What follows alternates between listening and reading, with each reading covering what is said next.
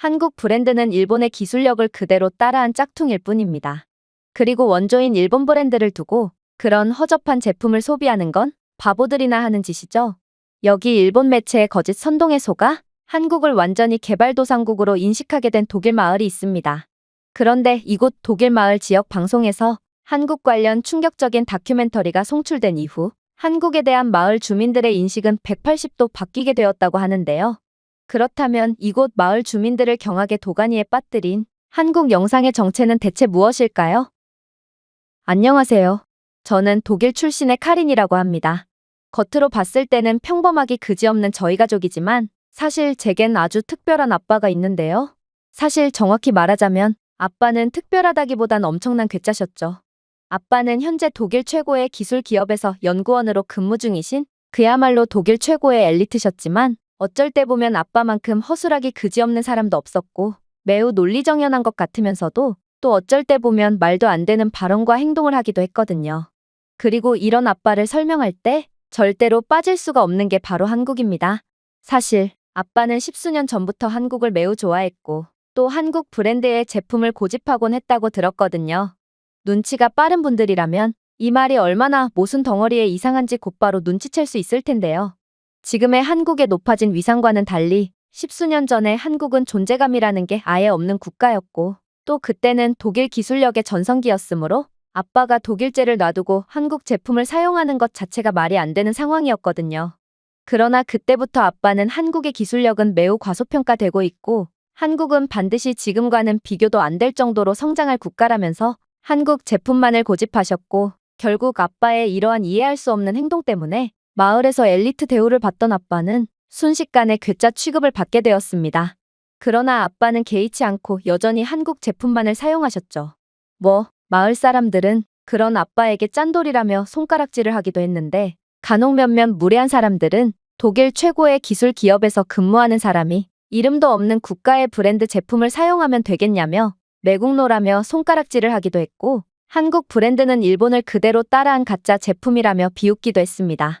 그러나 아빠는 그럴 때마다 여유있게 웃어 보일 뿐이었어요. 당신 그 말 후회하게 될 겁니다. 앞으로 5년 내로 한국은 전 세계의 기술 시장을 지배할 거고 그렇게 한국이 주가가 높아진다면 당신들은 이제야 걸맞은 평가를 받게 된 한국 제품을 구매하고 싶어도 못 구하는 상황에 처하게 될 거거든요. 실제로 기술연구원인 제가 분석해본 결과 한국 브랜드가 만든 제품들은 가격에 비해 너무나도 압도적인 성능을 자랑하고 있고 제 연구원 동료들도 죄다 최고의 성능의 가격까지 저렴한 한국 제품들만을 사용하고 있는 상황이죠. 마을 사람들은 그런 아빠를 보고 어떻게 이름도 없는 한국 제품이 기술 강국인 독일에서 만든 제품보다 우수할 수가 있냐며 연구를 너무 열심히 해서 맛이 간 거 아니냐며 폭소를 하곤 했지만 그런 숱한 비웃음에도 아빠의 눈빛은 깊은 신념으로 반짝거리고 있었죠. 정말로 그 어떠한 고난도 아빠의 한국 사랑을 막을 수 없을 것처럼 보였습니다. 결국 저희 집에는 세탁기와 전자레인지, 냉장고 등의 가전제품부터 해서 TV나 컴퓨터, 스마트폰 같은 전자제품까지 전부 다 삼성과 LG 등의 한국 제품들로 도배가 되었고 솔직히 저는 이러한 상황에 매일같이 짜증을 내곤 했어요. 왜냐하면 저희 집이 못 사는 것도 아닌데 이런 이름도 없는 한국 브랜드가 대문짝만하게 새겨져 있는 제품들이 집안 곳곳에 즐비해 있다 보니 쪽팔려서 집에 친구들을 데려올 수가 없었거든요. 그래서 저는 이러한 한국 브랜드 로고를 떼려고도 시도해봤고 짜증이 나는 일이 있으면 괜히 세탁기를 발로 걷어찬다거나 전자레인지 문을 부술듯이 강하게 닫기도 했지만 도대체 한국 제품들은 어떻게 만들어진 건지 부숴버릴 듯 내리쳐도 십수년 이상 멀쩡하게 작동했고 저는 이러한 견고한 한국 제품들의 모습에 결국 두 손 두 발을 닫을 뿐이었습니다. 삼성 노트북도 마찬가지였어요. 분명 노트북은 소모품이고 몇 년 주기로 반드시 교체를 할 수밖에 없는 제품이라고 했지만 어떻게 된 게 아빠가 제게 강제로 사주신 삼성 노트북은 5년을 넘게 사용해도 끄떡이 없었거든요. 저는 은근슬쩍 노트북이든 가방을 강하게 내리쳐도 봤고 키패드에 주먹질을 해보기도 했지만 삼성 노트북은 그런 제 노력을 비웃듯이 장기스조차 하나도 없이 오히려 때릴수록 성능이 좋아지는 기괴한 모습만을 보일 뿐이었습니다. 그리고 이러한 한국 브랜드에 기이할 정도로 완벽한 내구도 때문에 한 번은 휘말리고 싶지 않았던 일에 휘말리기도 했죠. 그건 같은 반 일본인 친구들의 시비였어요. 이들은 삼성 노트북을 몇 년째 사용하는 제게 왜 일본 기술을 그대로 따라한 짝퉁 한국산 따위의 제품을 몇 년 동안이나 사용하는 거냐며 저보고 집안 형편이 어려운 거냐며 은근슬쩍 시비를 걸어왔거든요. 사실 제가 사는 마을에는 일본계 기업들 몇 군데가 존재했기에 일본인 주민들의 숫자가 꽤 있었는데요. 그런데 이들은 꽤나 돈이 많은지 일본 제품만을 사용하면서도 1, 2년 만에 가전제품이나 전자제품들을 계속해서 교체하는 거 아니겠어요? 정말로 일본인 친구들이 하루가 멀다 하고 새로운 노트북으로 교체를 하는 모습을 보면 일본인들은 부유한 사람들이라는 생각을 안 할 수가 없게 되죠. 그런데 제가 일본인 학생들에게 이러한 난데없는 공격을 당해 삼성 노트북에 대한 부끄러운 감정을 갖게 되자마자 세계사 수업 시간 때 역사 선생님께서 충격적인 강의를 통해 이러한 분위기를 완전히 반전시키기 시작했습니다. 동아시아사 수업을 할 때면 한국과 일본의 이야기를 절대로 빼놓을 수가 없습니다. 양국의 운명은 우리에게도 많은 교훈을 주거든요. 그도 그럴 것이 한국은 일본에 의해 점령당했던 역사가 있고 수많은 착취를 당했던 국가입니다. 그러나 지금은 어떤가요? 1990년대만 해도 일본의 소니와 파나소닉, 샤프 브랜드는 전 세계 하이엔드 TV 시장의 80%를 장악했습니다. 그런데 여러분들 중 이들 브랜드에 대해 들어본 적이 있는 사람이 있나요? 현재 삼성과 LG는 전 세계 TV 시장 점유율 60%를 기록하고 있지만 기존의 일본 브랜드는 현재 다 합해도 3%를 점유하는 데 그치는 그야말로 완전히 몰락한 상황입니다. 이뿐만이 아니죠. 일본은 한때 전 세계 반도체 시장의 50%를 장악했으며 소니, 도시바, 르네사스와 같은 기업들이 이러한 일본의 황금기를 주도했습니다. 하지만 현재의 전 세계 반도체 흐름은 한국의 삼성과 SK 하이닉스의 양강체제로 완전히 넘어간 지 오래입니다. 한국은 전 세계 반도체 매출의 65%를 차지하고 있거든요. 반면에 기존의 반도체 산업을 이끌었던 일본 브랜드들은 전부 매각되었거나 다른 국가로 넘어갔거나 아니면 파산 직전의 어려운 시기를 보내고 있는 상황이죠. 스마트폰은 말할 것도 없습니다. 2010년만 해도 소니와 샤프, 파나소닉은 전 세계 스마트폰 시장 15%의 점유율을 차지하며 세계로의 한 발자국을 내딛는가 싶었습니다. 그러나 현재 소니는 1% 미만의 점유율을 기록하고 있으며 이는 수익성이 아예 없게 되었다는 것을 뜻합니다. 또한 샤프와 파나소닉은 스마트폰 업계에서 완전히 사라지고 말았죠. 그러나 삼성은 애플과 스마트폰 시장을 양분하고 있을 정도로 이 분야에서 세계 최고의 모습을 보이고 있는 상황입니다. 가전시장의 경우에는 여러분들의 집에 어떤 브랜드의 가전제품이 있느냐를 확인한다면 두 국가의 운명을 쉽게 예상할 수 있을 것입니다. 1990년대만 해도 파나소닉, 히타치, 그리고 도시바는 냉장고, 세탁기 분야에서 선두를 달리고 있었습니다. 그러나 삼성과 LG는 가전제품의 AI와 IoT를 통합하는 최첨단 기술력을 선보였고 망치로 때려도 고장나지 않는 극강의 내구성을 가진 가전제품들을 연이어 만들어냈기에 현재 일본 브랜드의 가전제품들은 이러한 한국 제품에 밀려 시장에서 완전히 사라진 상태입니다. 한때 전 세계 가전시장의 70%를 장악했던 일본이지만 현재는 일본 가전제품은 일본에서조차 찾아볼 수 없고 일본에서는 전 세계 점유율 75%를 차지하고 있는 삼성과 LG 가전제품들만이 버젓이 전시되어 있을 뿐이죠. 이러한 사례는 오늘날에는 영원한 강자도 약자도 없다는 것을 보여줍니다. 현재 독일을 좀 보세요. 독일은 전통적인 기술 강국으로 불리고 있지만 이러한 신흥 강자인 한국에 의해 계속해서 기술 부분에서의 파일을 빼앗기고 있습니다. 현재 한국이 써내려가고 있는 발전사야말로 새로운 역사라고 할 수 있으며 우리는 한국의 성공 과정을 통해 혁신의 중요성을 학습하고 과거의 성공에 안주하지 않기 위해 노력해야 할 것입니다. 그랬습니다. 일본인들이 노트북을 자주 바꾼 건 일본 기술력이 한참이나 뒤떨어져 있기 때문에 일본산 노트북은 하루가 멀다 하고 고장났기에 자주 교체할 수밖에 없던 거였죠. 반면에 한국 브랜드 제품은 최고의 기술력으로 무장했기에 절대로 고장나는 법이 없던 거였습니다. 그리고 이러한 양국의 현격한 격차를 보더라도 한국 브랜드는 일본 기술을 그대로 베꼈다는 주장은 말도 안 되는 주장이라고 할 수 있었죠. 아무튼 이번 수업 이후 일본인들의 난데없는 시비는 완전히 종적을 감추게 되었고 이들은 상당히 쪽팔렸는지 그렇게나 일본 브랜드 제품을 고집하며 일본인인 것을 자랑스럽게 여기던 태도를 완전히 내려놓고 한국산 노트북을 구매하기 시작했는데요. 물론 일본인들은 음습한 모습만은 내려놓지 않더군요. 이들은 교묘하게 삼성이나 LG의 로고를 스티커로 가림으로써 마치 자신은 한국 브랜드 제품을 사용하지 않는 척을 했거든요. 그런데 더 충격적이었던 점은 따로 있었습니다. 이 사건이 있은 뒤부터 정말로 세계 판도는 아빠가 말한 대로 흘러가기 시작했거든요. 한국은 정말로 문화 하나로 전 세계를 지배하기 시작했고, 이렇듯 한국의 인지도 및 국격이 높아지자 저절로 한국의 과소평가되고 있던 기술력도 제대로 된 인정을 받기 시작했는데요. 정말로 안 그래도 한국 가전제품들은 점차 독일인들의 시선을 사로잡고 있었지만 이제는 자국 브랜드만을 고집하던 보수적인 독일인들마저 한국 브랜드 제품들을 없어서 못 구할 정도로 독일에서의 한국 제품은 엄청난 유명세와 인기를 자랑하게 되었습니다. 아빠는 괴짜가 아니었고 엄청난 성견지명을 가진 똑똑한 사람이었던 거였죠. 하지만 문제는 아빠는 이제 제게 한국으로의 유학까지 제안하셨다는 거였습니다. 저는 그새 독일 대학교로 진학을 했지만 그렇게나 기술력으로 유명했던 독일은 정말로 뒤처진 나라가 되었는지 수업은 제가 생각했던 방식이 아니었고 너무나도 오래되고 낡아빠진 고리타분한 것들만을 배울 뿐이었는데요. 그런데 실망한 제가 아빠에게 고민 상담을 요청하니 아빠는 조금의 고민도 하지 않고 그럼 한국으로의 유학을 가면 되는 거 아니냐며 실제로 한국은 현재 세계 최고의 기술력을 가지게 되었을 뿐만 아니라 아직도 과소평가되고 있는 국가라며 호언장담을 하시는 거 아니겠어요? 저는 이러한 아빠의 모습에 정신이 아득해질 뿐이었습니다. 물론 아빠의 십수년 전 예언은 적중하긴 했지만 그래도 다니던 학교까지 자퇴하고 한국으로 유학을 가라니 어떻게 아빠가 돼서 딸에게 이렇듯 무책임한 소리를 한단 말인가요? 그리고 아직도 한국이 과소평가되고 있다는 것도 도저히 믿기지가 않았는데 지금의 한국은 오히려 과대평가를 받고 있는 것처럼 보일 정도로 요즘 독일은 어딜 둘러봐도 전부 한국밖에 안 보이는 상황이거든요. 그런데 이런 한국이 과소평가되었다면 아빠는 한국이 지구를 지배하기라도 해야 그제야 적당한 평가를 받고 있다고 말씀하실 생각인 건지 저는 아빠의 성견지명은 물론 대단했지만 그래도 너무 과장을 하는 건 아닌가 싶었습니다. 그러던 그때 저는 충격적인 영상 하나를 접하게 되었습니다.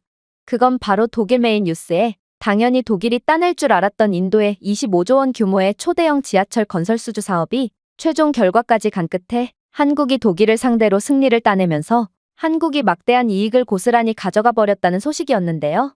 이에 대해 진행자는 비통한 표정으로 뭔가를 중얼댔지만 제 귀에는 그러한 멘트가 하나도 들려오지 않았죠. 아니, 독일이 한국에 지다니 그것도 지하철 건설 분야는 독일이 매우 자랑하던 부분이었기에 충격은 배가 될 수밖에 없었습니다. 아무리 독일이 이빨 빠진 호랑이라고 해도 어떻게 보이지도 않는 밑에서 치고 올라오던 한국에 의해 추월당할 수가 있단 말인가? 저는 독일인으로서 엄청난 충격과 실망감을 느낄 수밖에 없었는데요. 그런데 아빠는 제 충격받은 얼굴을 보더니 자신이 뭘 했냐며 이번 인도 지하철 수주 경쟁은 자신의 회사와 밀접한 관계가 있는 일이니 자신이 설명해 줄 수 있을 것 같다는 말을 해오는 거 아니겠어요? 동시에 아빠는 지금 설명보다 중요한 건 따로 있다는 말을 덧붙이시며 일단 지금의 우물안 개구리 꼴인 저는 새로운 경험이 필요하고 세상 밖으로 먼저 나오는 게 우선이라며 저를 강제로 한국으로 끌고 가려고 했죠. 그리고 저는 아빠에게 대항할 힘조차 남지 않은 상태였기에 그렇게 아빠에 의해 강제로 한국에 끌려가게 되었습니다. 그리고 제가 드디어 한국 지하철에 도착하게 되는 순간 제 머릿속은 그 즉시 왜 독일이 한국에 의해 참패를 당하게 되었는지 완벽하게 이해를 할 수 있었죠. 한국 지하철은 지하철 내부에 엘리베이터가 존재하는 극강의 편의성을 보여주고 있었고 에스컬레이터 또한 쉼없이 가동되고 있었을 뿐만 아니라 스크린도어 상태도 완벽했기에 제가 아무리 독일인이라고 해도 독일이 한국보다 낫다는 소리는 절대로 못할 것 같았거든요.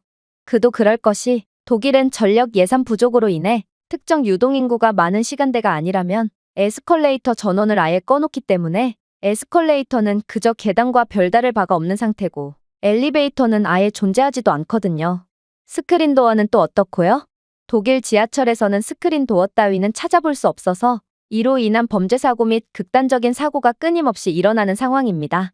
하지만 한국의 지하철은 완벽한 상태를 유지하고 있었고 저는 생각보다도 훨씬 부유했던 한국의 모습에 완전히 얼이 빠질 수밖에 없던 것입니다.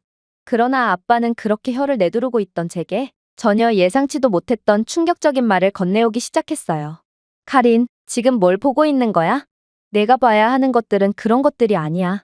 한국이 진짜 대단한 이유는 내가 보고 있는 것들 그 안에 있는 것들이거든. 잘 봐. 인도의 인구는 14억 명이 넘으며 세계에서 가장 많은 인구를 보유한 국가가 바로 인도야. 그렇기에 인도는 그 누구보다 효율적인 지하철 시스템이 필요했던 거고, 지하철 사업에 25조 원이라는 역사상 전무후무한 막대한 금액을 보수로 내건 거지. 통계에 따르면 2030년까지 6억 명 이상의 인도인이 도시에 거주하게 된다고 하는데, 인도의 도시는 이 많은 숫자를 감당할 수 있을 만큼 준비가 된 상태가 아니거든. 델리, 뭄바이, 벵갈루루 같은 핵심 도시는 지금도 극심한 도시 혼잡을 겪고 있으며, 인도는 이러한 극심한 혼잡을 해소하고 더욱 빠른 발전을 꾀하고자 델리, 구르가온, 노이다, 가지아바드를 가로지르는 125km의 새로운 지하철 노선 확장 사업에 25조 원이라는 막대한 금액을 투자하기로 결정한 거야. 델리 메트로는 매일 580만 명 이상의 승객을 수송하는데, 안 그래도 기존 시스템은 과부하 상태라 엄청난 비효율과 지연이 발생하고 있거든. 그리고 확실히 전 세계 전문가들은 이번 경쟁에서의 독일의 낙승을 점쳤지. 사실 어찌 보면 당연한 거였어. 카린, 너도 알다시피 독일은 기술 강국으로 유명한 국가잖아. 독일 엔지니어링은 신뢰성, 정밀성, 내구성으로 전 세계적으로 인정받고 있고, 특히나 아빠가 몸담고 있는 회사인 지멘스는 런던, 파리를 포함한 전 세계 주요 도시의 지하철 시스템을 공급한 이력이 있지. 독일을 대표하는 회사인 지멘스는 첨단 신호 및 자동화된 안전 시스템을 갖춘 세계에서 가장 안정적인 철도 기술력을 가졌고, 독일에서 건설된 지하철 시스템은 유럽에서 사고율이 거의 0에 육박할 정도로 우수한 안전 기록을 가지고 있기에 이건 누가 봐도 독일의 승리가 확실해 보였어. 그러나 한국은 예상보다도 훨씬 더 막강한 국가였지. 사고율이 0인 건 한국의 기술로 개발한 지하철도 마찬가지였으며, 한국은 독일이 갖춘 첨단 신호 및 자동화된 안전 시스템에 더해 최첨단 AI 기술을 통한 지하철 기술 혁신까지 이뤄낸 미친 국가였거든. 카린, 혹시 지금도 느끼지 못한 거야? 이곳 지하철역에 정차하는 지하철에서 뭔가 이상한 점 못 느꼈어? 잘 봐. 한국의 LG CNS에서 개발한 AI 기반 여객 흐름 시스템은 열차 시간표를 동적으로 조정하여 성수기 혼잡을 방지하고 있잖아. 한국은 지하철 승객들의 흐름과 분포를 동적으로 예상하고 감지하여 지하철 시간표를 실시간으로 조정하고 있고, 이를 통해 한국의 지하철은 엄청난 효율성으로 승객들을 실어 나르고 있는 상태야. 또한 한국의 자동신호 시스템은 역에서의 대기 시간을 25% 줄여 11 열차 운행 빈도를 높였지. 이곳 지하철역을 오가는 한국인 승객들은 유럽처럼 특정 시간대에 미어터져서 열차를 탑승하지 못한다거나, 지하철 배차가 비효율적이라 승강장 내부의 사람들이 필요 이상으로 많은 경우가 한 번도 없이 매우 안정적인 흐름만을 보여주고 있잖아. 너는 독일이나 다른 유럽 국가에서 이 정도로 유연한 승객 흐름을 본 적이 있어? 한국은 이 모든 것을 통제할 수 있는 기술력을 갖춰놓았다는 거야. 이뿐만이 아니야. 한국의 일부 지하철 노선에서는 기관사 없이 지하철이 자율주행으로 운영되고 있기까지 한데, 이런 한국의 극강의 효율성을 보장하는 기술은 분명 인도에게 매력적인 카드로 작용할 수 있었지. 인도가 원하는 게 바로 이러한 효율성이었고, 극강의 효율을 위해 25조 원이라는 거금을 내건 거거든. 그러나 독일은 한국에 비해 뒤처져도 너무나도 뒤처진 모습을 보여줄 뿐이었지. 독일의 구식의 지하철은 분명 내구성도 좋고 튼튼하긴 했지만, 독일은 과거의 성공에만 안주한 나머지 한국처럼 AI 기술을 개발하는 것은 엄두도 못 냈거든. 독일의 지하철 자동화 시스템은 반자율적이어서 비상 대응을 위해 운전자 감독이 필요했고, AI를 통한 최적화 스케줄은 아직까지도 엄두도 못 내는 상태야. 지멘스의 지하철은 더 많은 인간의 개입을 필요로 했고, 이는 인건비 상승과 효율성 저하로 이어질 수밖에 없었지. 특히나 한국이 개발한 지하철은 평균 열차 지연 시간이 한 회차당 1분 이내로, 이건 기존의 회차당 30분 이상의 지연 시간을 겪었던 인도 입장에서는 30배 이상의 효율성 증대 효과를 얻었다고 볼 수 있어. 하지만 한국에 정말로 소름 돋는 점은 따로 있지. 바로 한국은 효율성 증대에 미친 국가로 지하철 유지 보수에 필요한 진단마저 AI로 대체하는 미친 기술을 개발해버렸거든. 생각해봐.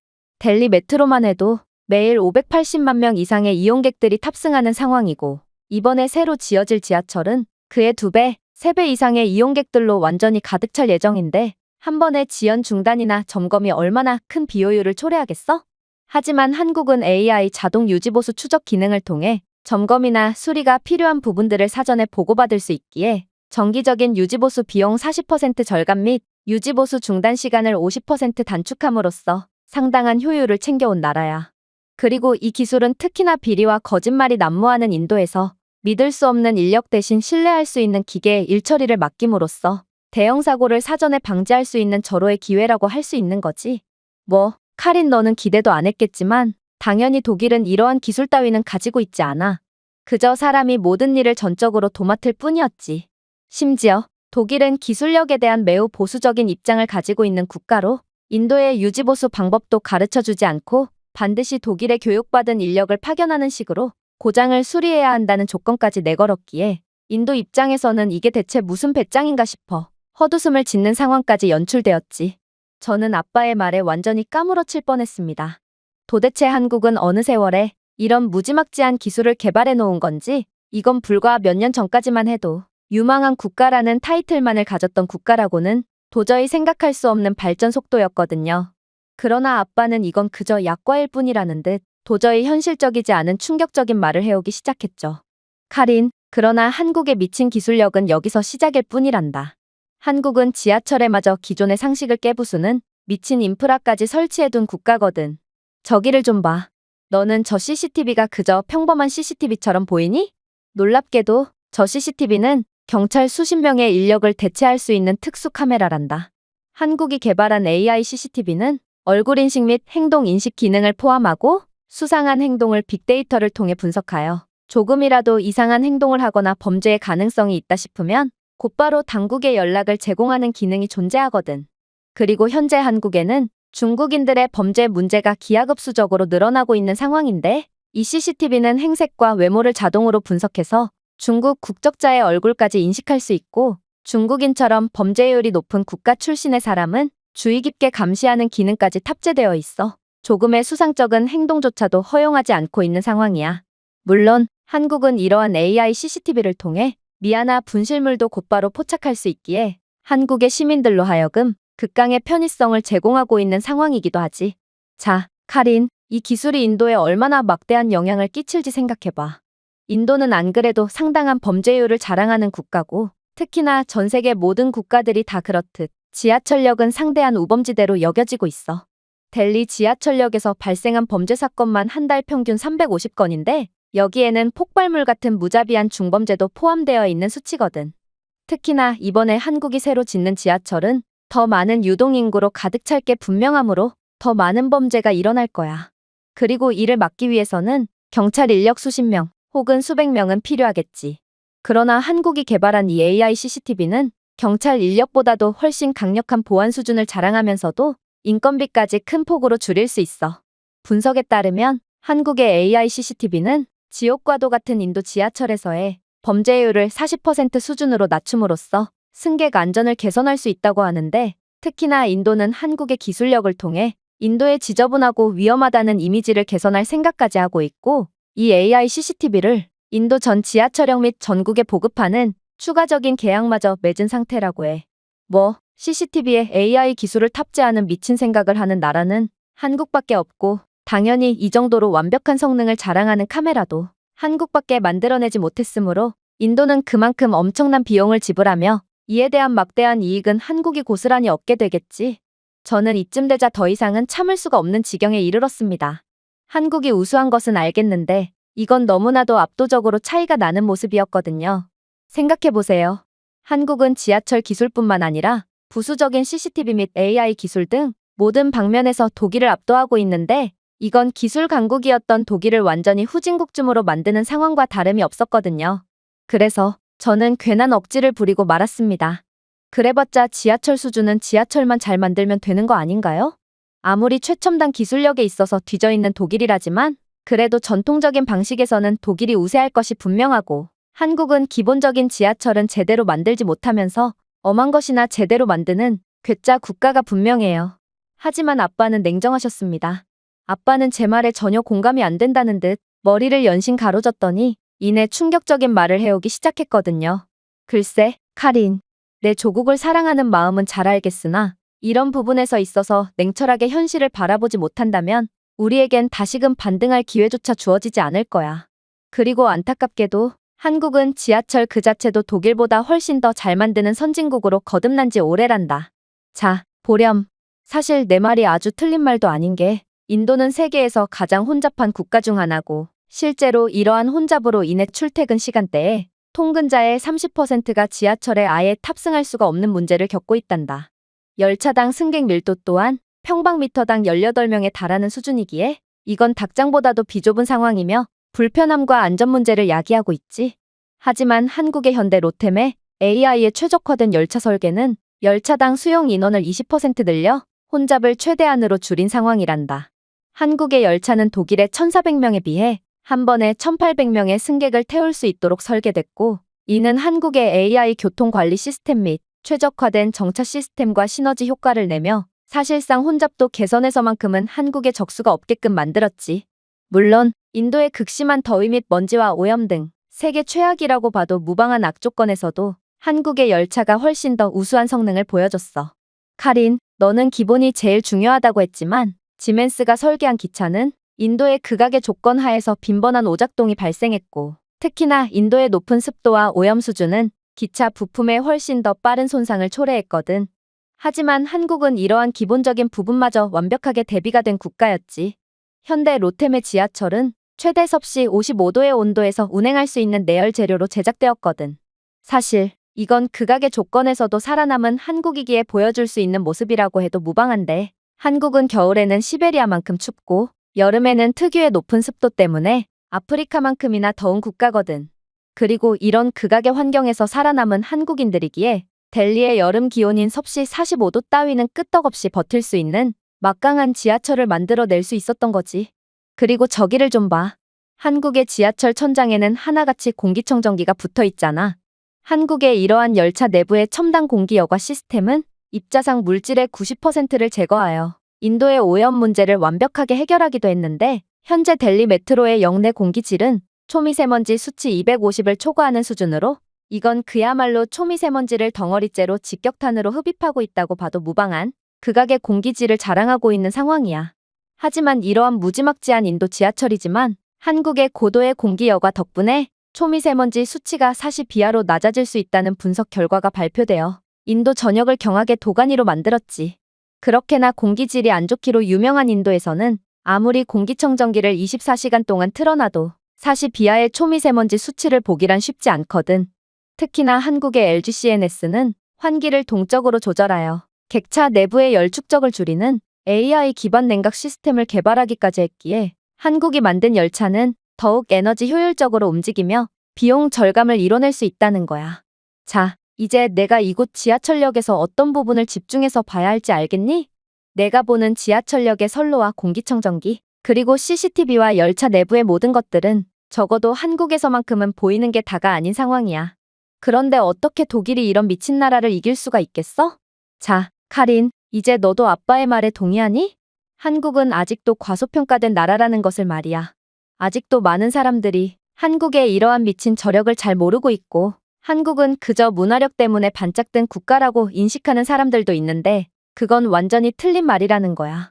한국은 생각보다도 훨씬 강력한 기술력을 갖고 있는 국가로 지금의 인도로부터 얻은 25조 원은 그저 시작일 뿐, 한국은 이제 본격적으로 독일이 그동안 취해오던 다양한 분야의 기술 수주 사업을 빼앗아가면서 더욱 천문학적인 수익을 올리며 훨씬 더 부강한 나라로 발돋움할 거야.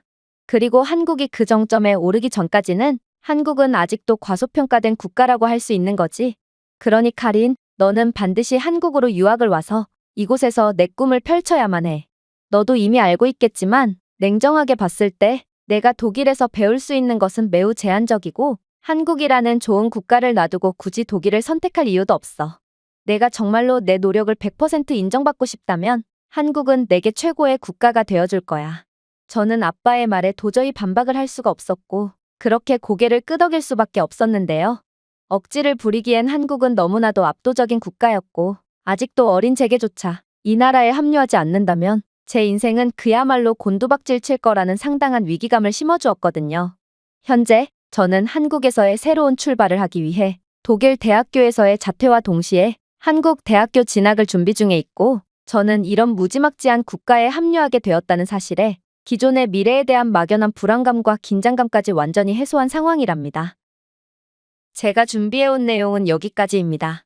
끝까지 시청해주셔서 진심으로 감사드리며 여러분들의 구독과 좋아요, 알림 설정은 영상 제작에 큰 힘이 됩니다. 이상 세모튜브였습니다.